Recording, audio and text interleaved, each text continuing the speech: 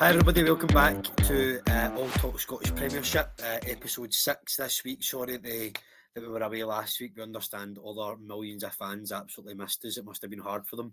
But we're back this week. We've got the Scottish Cup this week. We'll go over the games that happened last weekend and also the fixtures that will be happening on the 26th of April as the splits now come into play. We've got Bruton back on. He's got his room done up, as you can see by the background. But how are you, my man? You good? Aye, mate, aye. A lot of stress, obviously, a lot of decorating, as you can tell. So can I keep still at a minute? But I seen you at a race the weekend. Are you one of the very few that won anything, or did you leave in a loss? Well, as people can probably see, I'm saving up for a hair transplant, and I won absolutely nothing, man. I think I backed the first two favourites, and then and then I missed one race, backed a random horse for another one, then backed a favourite. None of them won, so I'm not really on top of the betting at the minute. But it's a good day out. It's a good day to get the suit and that on. It's one of those ones it feels if you do need to do you need to do it at least once.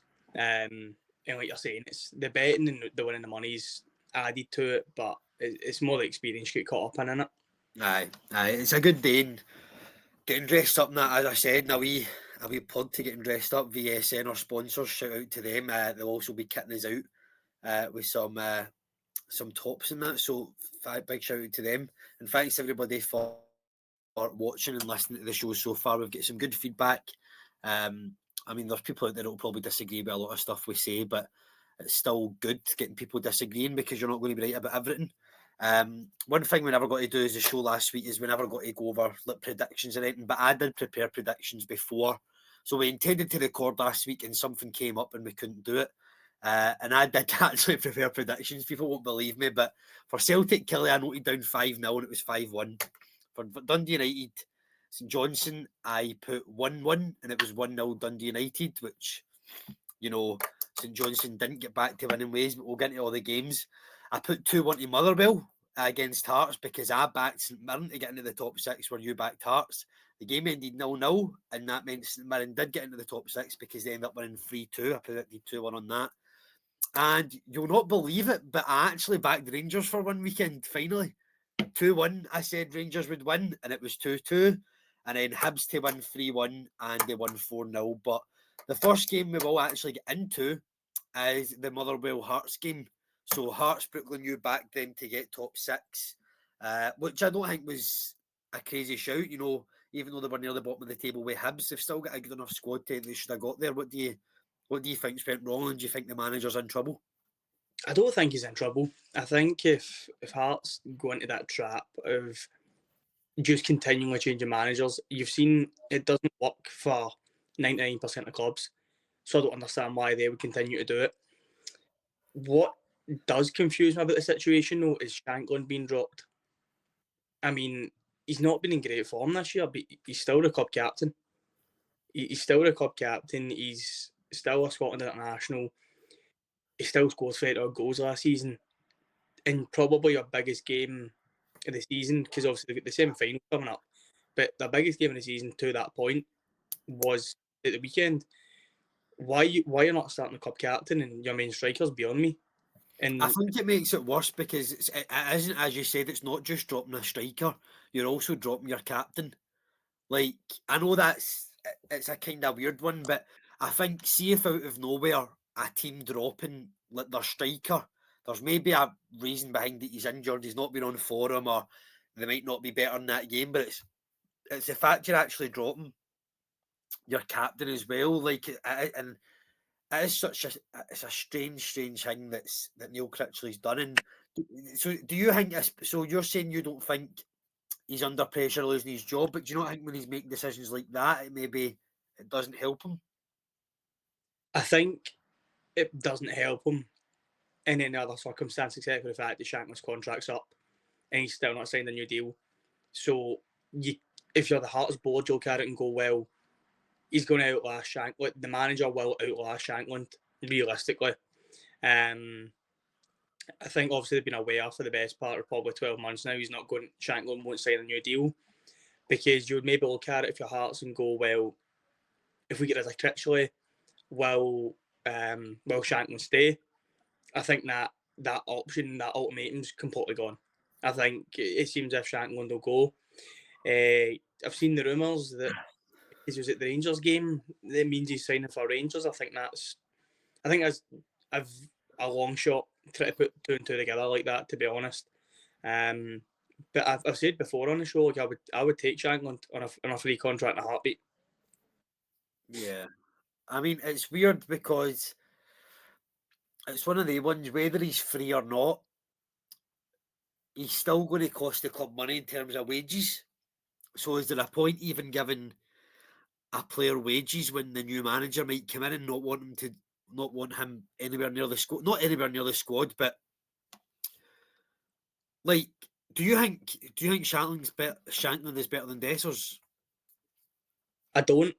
But again, I think you've asked me the exact same thing, and I think the answer still stands in the sense of if you bring him in on a free in for less wages, because it won't take up as much wages as Dessers, and it's a free contract and it allows you to sell an asset like Dessers, who's probably got at least a couple of million valuation right now. Yeah, But to go back to Hearts, again, Wilson looks good, but he's what 17. I think it's a lot of pressure to basically make him your out and out striker. But it's just such a poor game. Like again, both teams.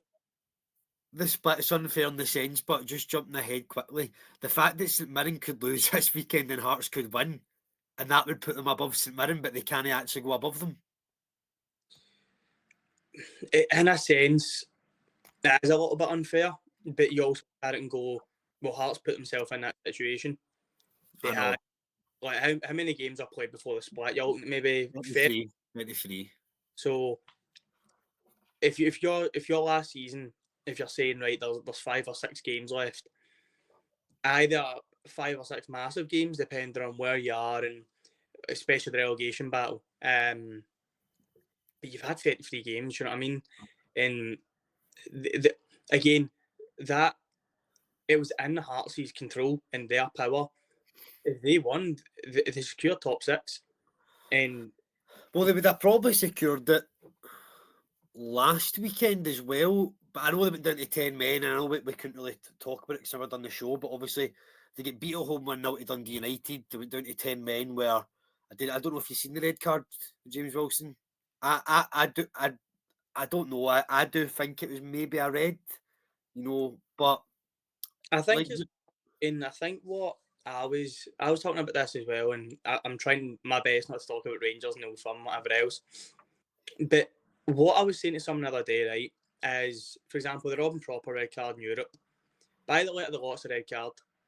VR was, but now same with the Wilson one. It's the same with the Proper one, and I think there's another red card this weekend or the weekend before, where VAR is only meant to get brought in for a clear and obvious error.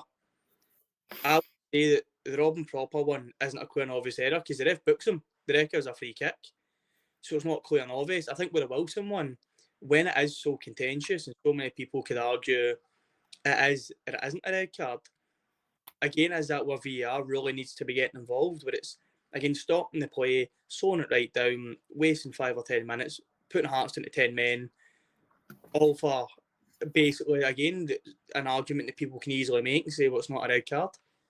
Yeah, I mean, we will go on Rangers, but I do think it was a red card, the Rangers one. I do think the James Wilson one was a red card. But it was in Hearts' hands, and obviously Motherwell were in a chance as well. But I feel like out of the 3 teams, nobody did really back Motherwell. No. Like, obviously, I know it's only me and you picked Hearts and I picked St Mirren, but even like talking to other people, I feel like nobody actually backed them. But it's weird because when you look at it, like, they're obviously, I doubt it's going to happen, but Hearts and Motherwell, they could easily end up in that playoff spot. Is it going to happen? Probably not, but it could still happen. But I'd like to think the Motherwell manager will still get, a full summer and a full. But I think what the problem is with Hearts, so this whole like kind of analytics thing where, like this mad computer thing that picks who. But apparently it came out that Neil Critchley was supposed to be picked under that, like all the analytics, but it came out apparently this week that that wasn't even actually the case. Well, I know that it's Tony Bloom at Brighton, and that's basically how he built his success. 'Cause I think his actual most of his fortunes came for. I think he was playing poker for years. It could be wrong with that, but I know that. Man. But I know basically that the Brighton kind of philosophy and the club structure for the last 10, 15 years has been built on analytics. The same at Brentford. Brentford do much the same. They copied Brighton. And obviously you look at both of those clubs now, like mainstays in the Premier League. So there is an argument that it does work. See what I wonder, but though, see if it. I mean, maybe they do it, and it's just not out there. But so everybody knows that Brighton does it, everybody knows that Brentford does it, and everybody knows that Hearts does it, right? So, see if it's that good. Why is it not well known that like a Manchester City do it? So because it's just so boring, right? But it was I read something a while ago. Essentially, when Brighton signed Alexis McAllister, I think Liverpool, Arsenal, Man United sent scouts to go and watch him. And what it was at the time he was like playing as like a 10, like just behind the striker, and he wasn't really producing enough goals or assists. So all these big clubs went out to watch him and just basically said, right, well, he's never going to fit our system. But what Brighton had done because of their analytics, they'd looked at everything else. They looked at like his running stats, how many passes he completes, fouls, won, tackles made, all of that boring stuff that we don't really pay attention to. So they took a deep dive on him, looked into all his analytics, all his data, brought him in and said, "You're not playing as a 10. It's not your position. You're playing as a holding midfielder." Obviously, then the rest is history as far as his career goes. He plays 2-3 seasons at the top level now. Plays for Liverpool and is about to win the Premier League. Yeah. But again, I think, especially obviously it's different arguments for Man City, but the likes of probably the reason that Scottish teams don't do it is just because of the money, because it's Brighton developed their own software. Tony Bloom, whatever it is, they when Brighton get all these kind of recruitment guys in, they have to sign a NDA.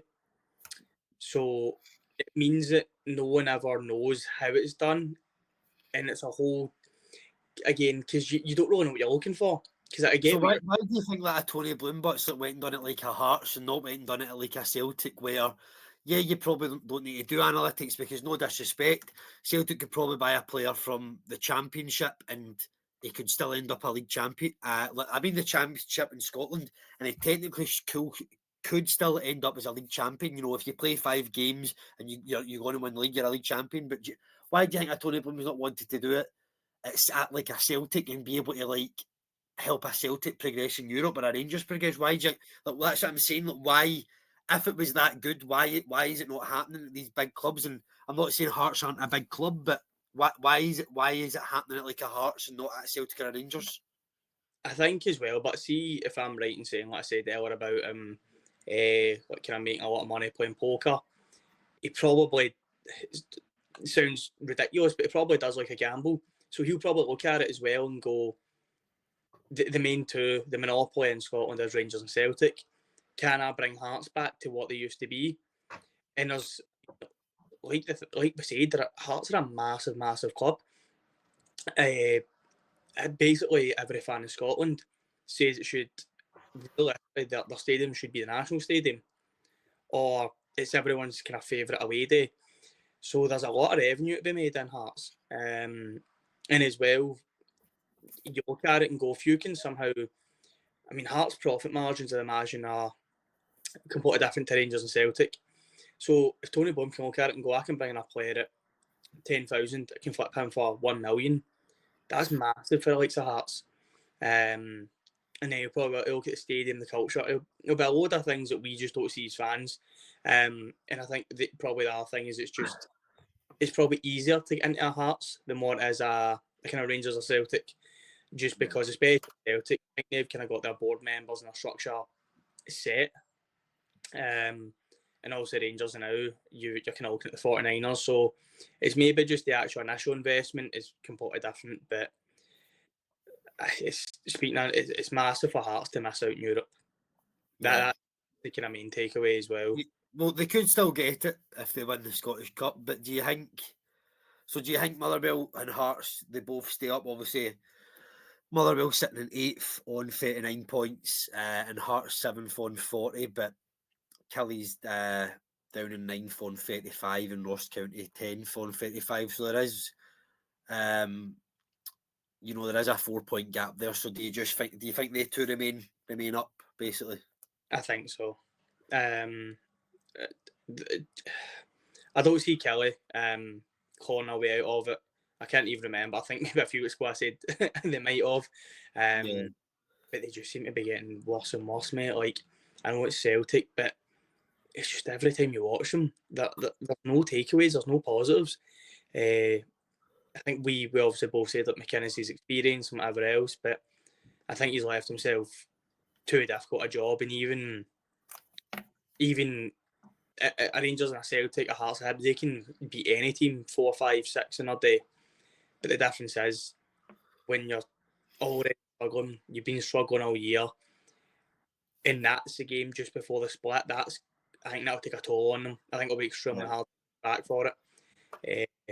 I'd actually fancy Dundee with a better chance to stay up than what I do Kelly. Yeah, I agree. But I don't see a Motherwell or a Hearts getting dragged in. And I think realistically, if a Motherwell and a Hearts do get dragged in, I'd fancy them beat whatever team in the playoff as well. So on that, obviously we're going from Motherwell and Hearts dropping or not getting top 6. Then you have kind of it looked like it was going to be a possible title party this weekend for Celtic. Getting their 55th league title, drawing them level with Rangers, and putting them 2 clear in all-time trophies. Aberdeen dropped down to 5th. But they are joint on points with Dundee United in 4th and 3 points now, the two of them behind Hibs. But Aberdeen Rangers, another game, Barry Ferguson 2-0 down. They come back and get it, get a point and they get something from it. And obviously after the game on Thursday, where I was listening on it on the radio, I had to drive down to Peterborough on Thursday.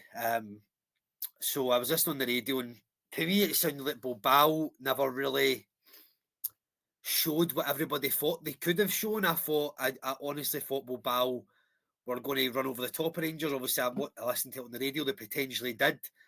Obviously,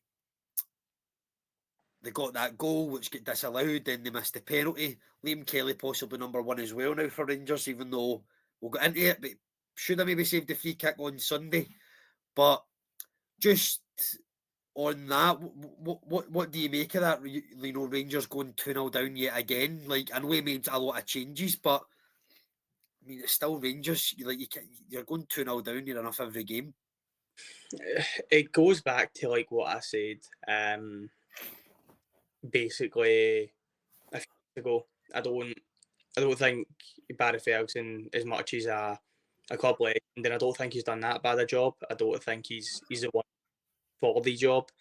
It's one of those ones where every manager's done well in Europe, and it's a mixture of probably the players can get themselves up for it easier.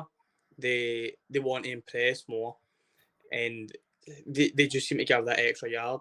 But looking at the Aberdeen game, there's a lot of changes, but as much as us Rangers fans are saying that it's a B team, it's a reserve team, which it is, and it's a lot of boys that haven't played. It's still boys that are worth. Do you agree with the changes? Because when you got to the European final, 3 years ago or something like that, you were having the same amount of games week in, week out. He's actually got to the Scottish Cup semi-final that year because I was at it, where he's won an extra time. And literally, as I said there, that game went to extra time. You were playing all these games, and the team is very rarely getting changed. Do you agree with changing the team? Aye, I think so. I think especially because you look at Thursday and for the game that happened on Thursday, you get Sterling that goes off and Rice that goes off. Tavernier is now obviously kind of in his early 30s. A lot of the team's aging, and that's the difference. Like, you look at the the team we had a couple of years ago, and Kent was only mid-20s. Kamara was still young. Aribo was young. Calvin Bassey was young. I think that was the thing. It's when you're a younger player, you want to be playing all those minutes. And you look at obviously the team now, Balogun's 36, 37, maybe possibly even 38. Tabs in his 30s. Yefty and Ridvan, they're still quite young. But Dessers is 30 odd. So for me, the changes was the right idea. Like, the league is, I mean, we're 15 points behind. Is there really any point saying to these players, you have to travel all the way up to Pittodrie, play, travel all the way back, train, and then fly it to Bilbao?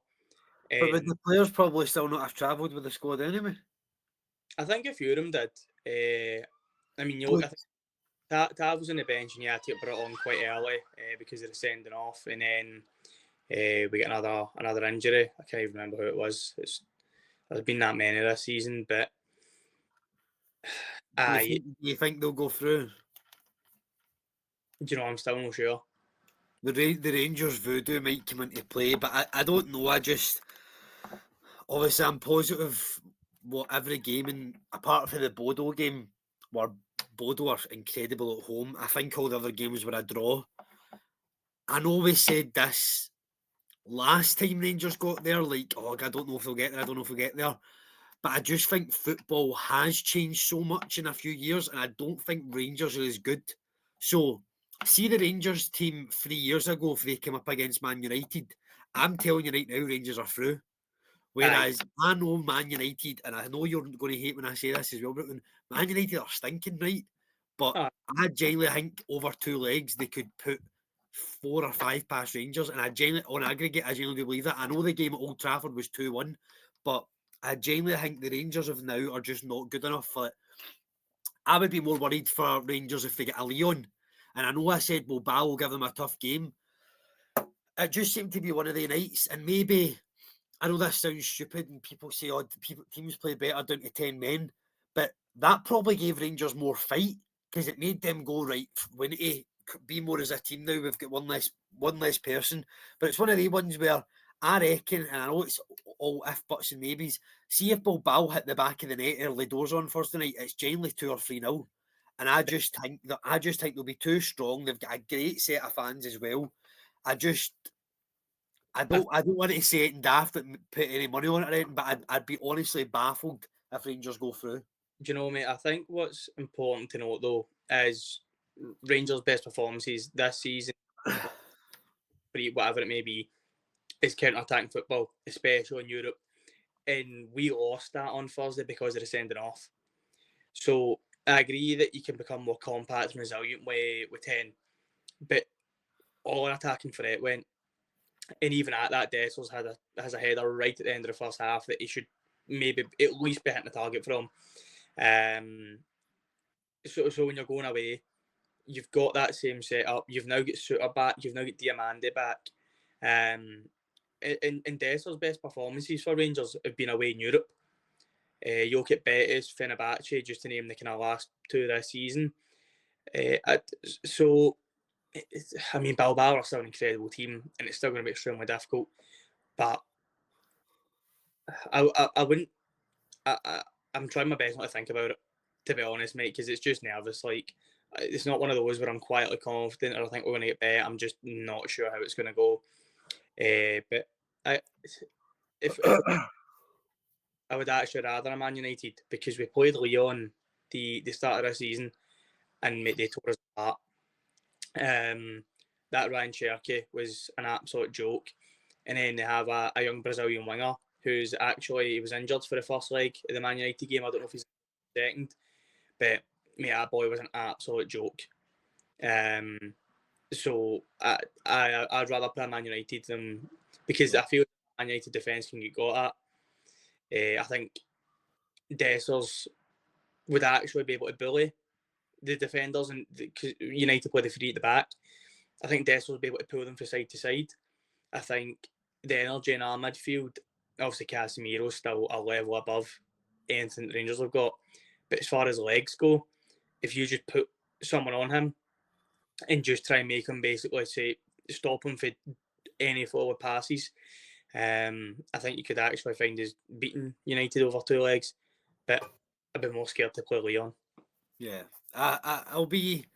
I mean, I'll hold my hands up and say fair play. I think. I don't know. I just think there's something about this Bilbao team that I just think they can really, really punish Rangers on Thursday night. But obviously, this goes out. This will go out like 3 hours before kickoff. So if people watch this before kickoff, maybe I'm right. If he's watched it after, feel free to laugh at me. That means anyone travelling home for work tomorrow or travelling to the pub or something to watch a game can put this on and laugh at Shea about 10 o'clock tomorrow night. I mean, I will be honest, I will watch it. And we'll see what happens. But obviously, Aberdeen getting a point, that moves them, into fifth. I mean, I think we both said it will be Hibs third, Aberdeen fourth, and Dundee United fifth, and then St Mirren sixth. Liam Kelly heroics on Thursday night with a penalty save. Probably kind of been given the number one jersey for the rest of the season. Do you think he could have saved the free kick? I think he could have. I think it just looks worse because he got a hand on it. Like, do you think if he just stood still and went like that, it would have maybe it wouldn't have get his leg as much. I agree with that. There wouldn't be as much traction on it. If it just stands still, everyone would say if straight to corner, he can't get it, blah blah blah. I think the thing is with it is he's just not expecting it. I think that's the biggest thing, and it's so easy to say, but the goalkeeper's getting caught flat-footed, whether it be like Mbappe's really good at hitting, cutting inside and hitting it near post, and it's flat-footed.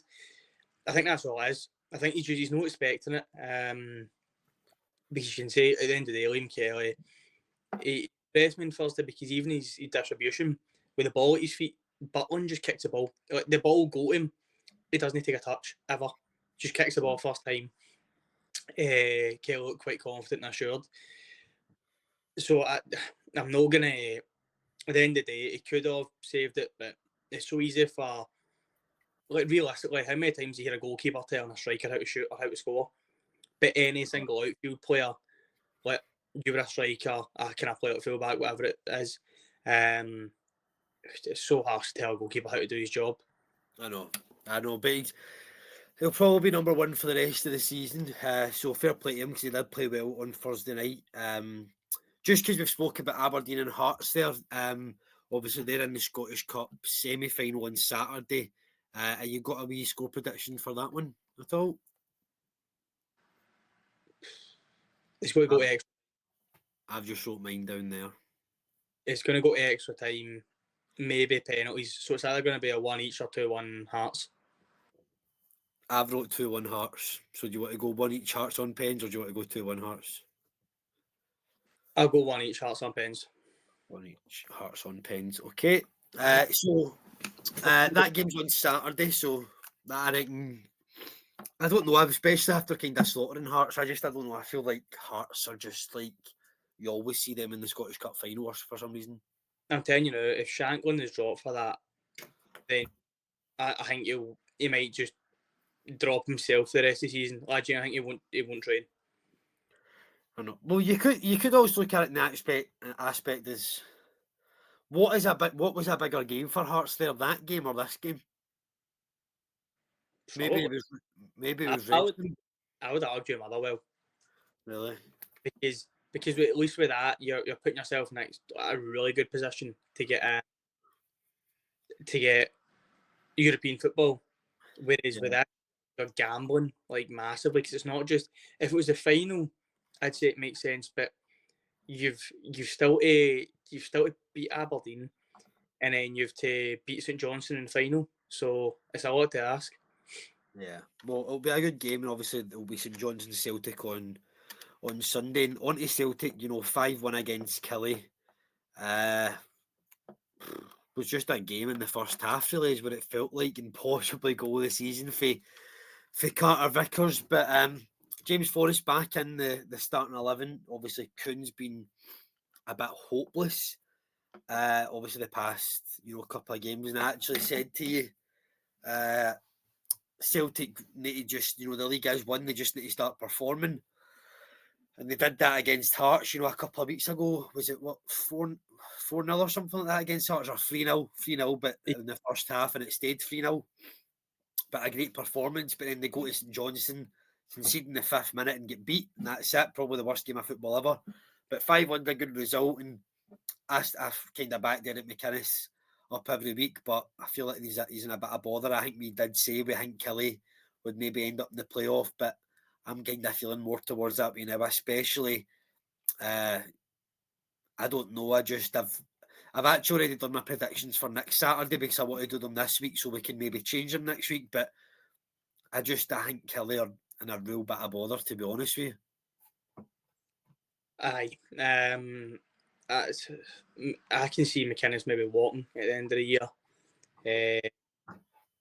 It just seems as if he's doesn't honest. I don't know what's been going on this year, but it's asking a lot. And I mean, although St Johnstone caused the upset recently against Celtic, I can't see them hammed in the size of the park, the atmosphere. I don't think it's We'll talk about that as well. Actually, Dundee United beating St Johnstone, kind of St Johnstone, if they were going to build on any momentum, I'm not saying Dundee United away is an easy game, but it's a game where you're like if we're beating Celtic, we need to go win this game and then never. So St Johnstone are all but down, really, we're saying, pretty much. So St Johnstone are down. I just have a feeling Kelly are joining them. I don't see. I know right now Ross County are below them on goal difference and Dundee are below them on points, but I don't know. I have that wee feeling. It's like that Dundee United team years ago where you're like they can't get relegated, and then they did. I just think that's the same with this Kelly side. Aye, because you look at every other team and they've all got kind of positive takeaways from with Kelly. You just keep going with the manager. And I know that sounds ridiculous, it's a massive thing, but there's not been a single player this season. Because usually even look at Armstrong, who he's been linked with years and years, and you go, right, well, he's going to produce, going to do something. I couldn't even tell you who commanding striker is. I know it's Vassell, but he's not touched the ball in months. So it's no good when you can't. There's no names that are jumping off and going, well, at least he's got redeeming qualities and whatever else. I mean, it was always going to be a tough game for Kelly, but that game for Celtic was going to be a potential title party, but then the loss to St Johnstone. But then that maybe added more to it because Brendan Rodgers just thought, he's potentially went, you have possibly ruined a lot of days here. People have maybe planned their weekend on this is the weekend my team's going to win the league. It's got the sun's going to be shining. So then that to technically be ruined, that's probably worse for Kelly because he's probably went, go out there and absolutely batter them. But once again, Celtic, like they did with Hearts, like they've actually done maybe about 5 or 6 times I've seen this year, they've turned up in the first half. And I'll be honest with you, 2 games this year, I had 6-0 on.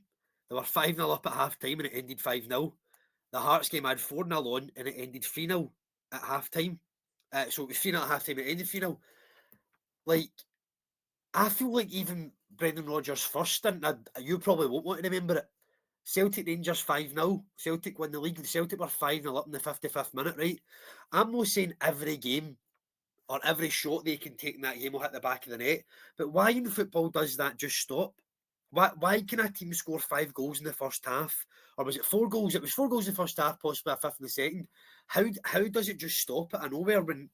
I mean, I doubt Kelly went any more defensive than what they already were. Do you think he does tell them to take their foot off the gas a wee bit? I don't know if he tells them, but I do think players just complacent. I think you kind of seen that in the Aberdeen game, the Rangers Aberdeen, where Aberdeen were 2-0 up, 10 men, thinking it was just going to be easy. And what you find is that players just start to do the sideways passes, not taking people on, knocking the ball about the back, slowing the game right down to throw-ins, corners, whatever it may be. And just constantly take the sting out of the game.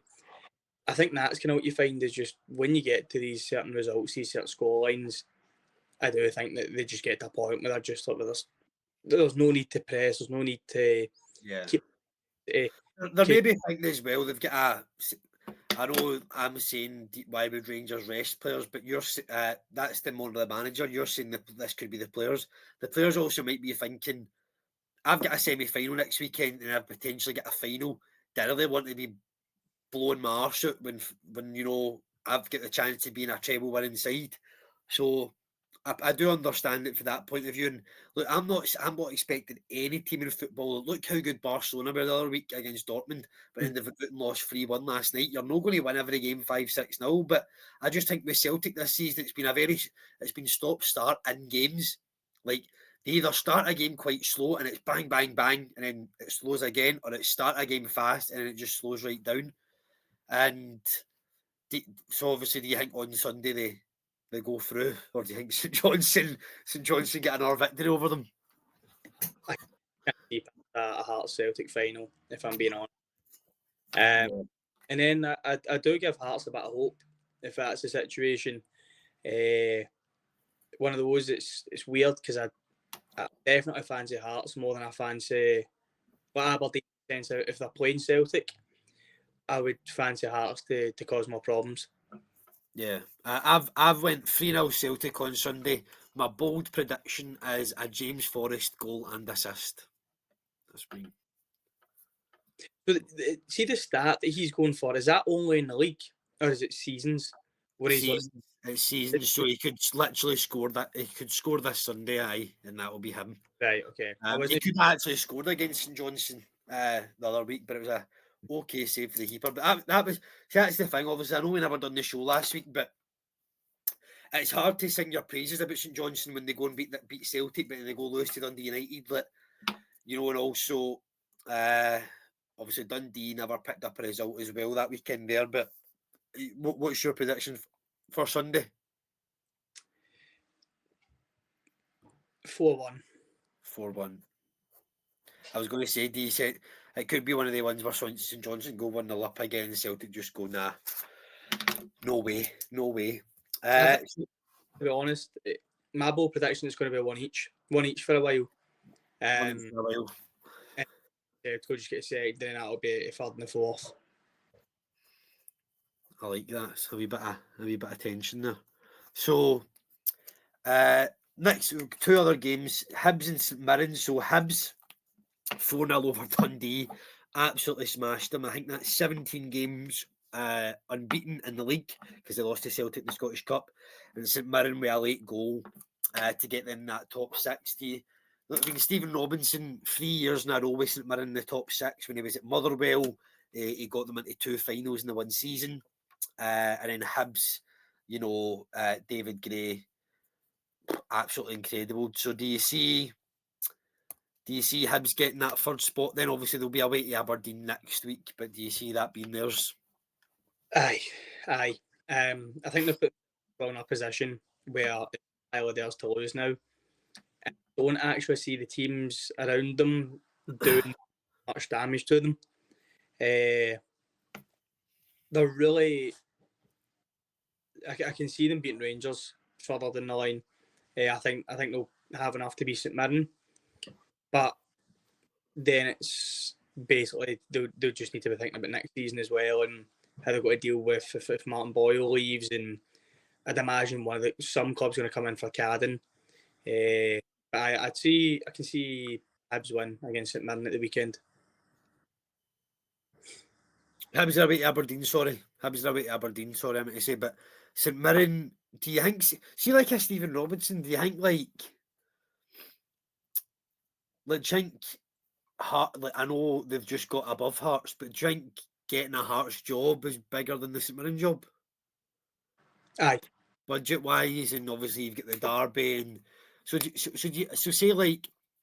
say the Hearts manager got sacked, do you think they go someday for like a Stephen Robinson or a Derek McInnes? Derek McInnes would maybe take it, but would a Stephen Robinson leave a St Mirren team that is quite well drilled and clearly this year are better than Hearts? Do you think he would take a job like that? I think so. I think he'd like to test himself. just with kind of bigger budget, bigger expectations. Talking about the Tony Bloom situation as well, you'd like to think that would maybe interest him.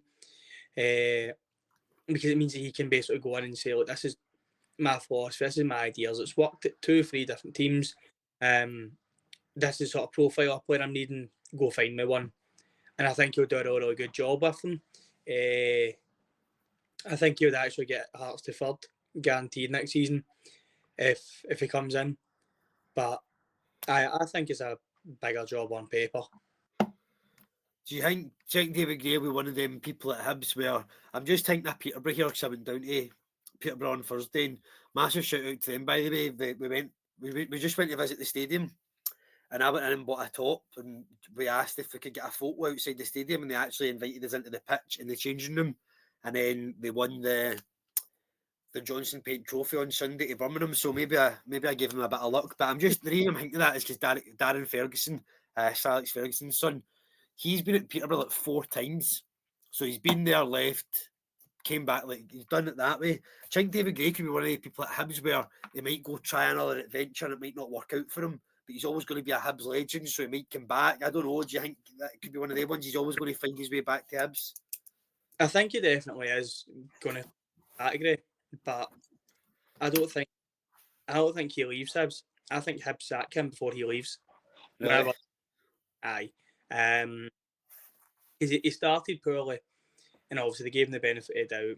They're now 17 unbeaten, but we've not seen what the pressure on David Gray is like when he goes from good to bad, as opposed to when it was so.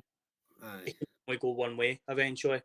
I do look forward to the Hibs downfall because the shout that Sunshine on Leaf is the best anthem in football needs to be stopped immediately.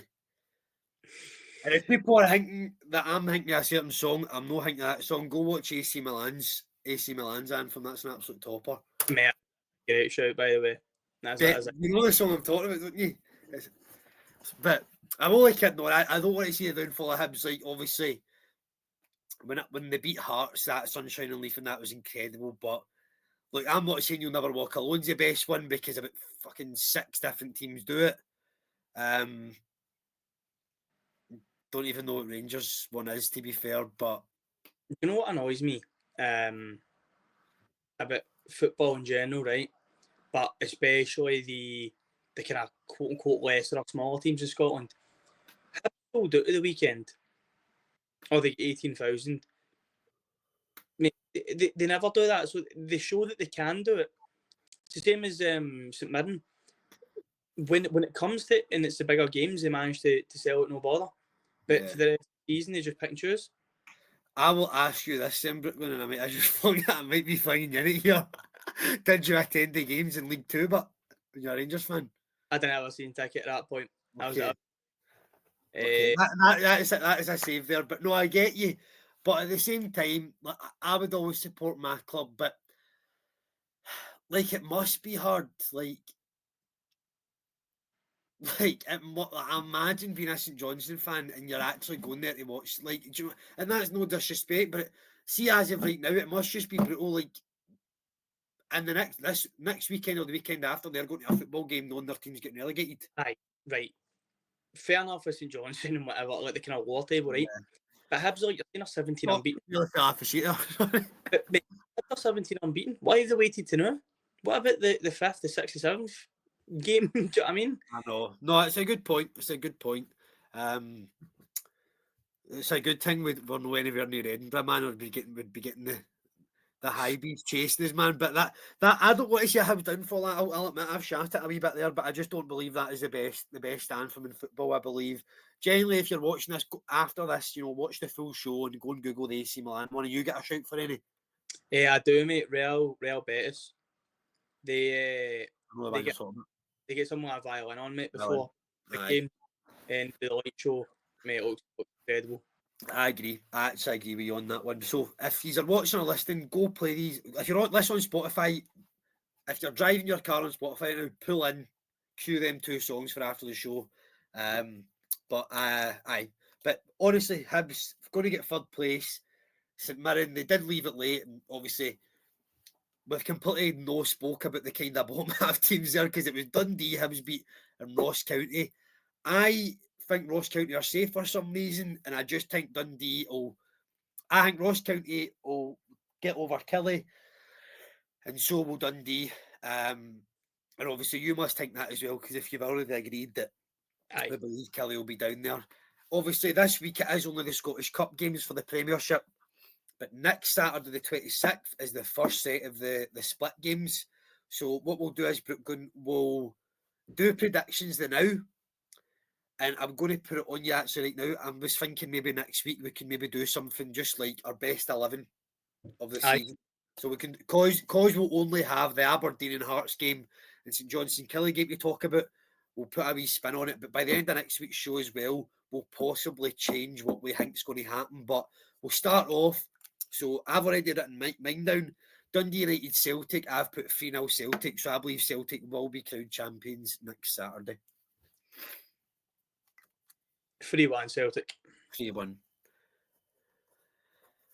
Aberdeen Hibs. I have went 2-2. 2-1 away win. 2-1 Hibs. So that I'm pretty sure that's where the run started.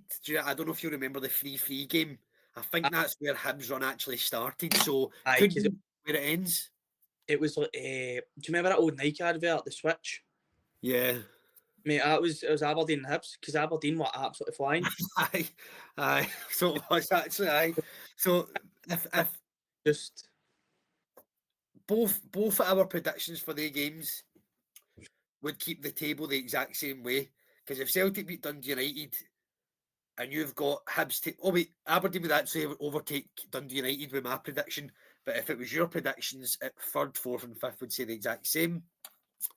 Hearts then Dundee, I have went 2-1 to Hearts. I'm going to agree with you on that one. I can't even think of another scoreline. I think that's kind of what I instantly went to as well.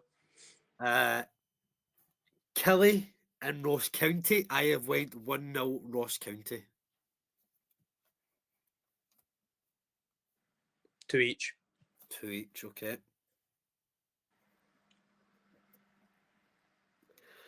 Motherwell St Johnstone, I've went 2-1 Motherwell. 3-1. No, 3-0. 3-0 Motherwell. 3-0 Motherwell. St Mirren Rangers, I've went 2-0 St Mirren. Mate, it's so hard to not see us conceding 2 goals. I know. I just think it's going to be one of the ones, but you've got away with it for too long, conceding 2 and bringing it back. I'm just like, bang, that's it, done. That's the rule broken. 3-1 Rangers. 3-1 Rangers, okay. Because that way we can't keep going 2-0 down, so something eventually has to change, whether it be we go 2-0 down, lose, or we go 2-0 down. So you'll potentially, obviously, after tomorrow, not have any more European football. So we'll see what happens next week. But thanks very much for coming on, mate. Thank you again for having me. So thanks everybody who have listened and watched, and I hope you've enjoyed. And even if you agree or disagree, also let us know as well, and let us know in the comments that you want us to talk about, or just anything in general. Let us know. But hope you all have a good weekend, and we'll be back with you next Thursday as well. Cheers. Thank you.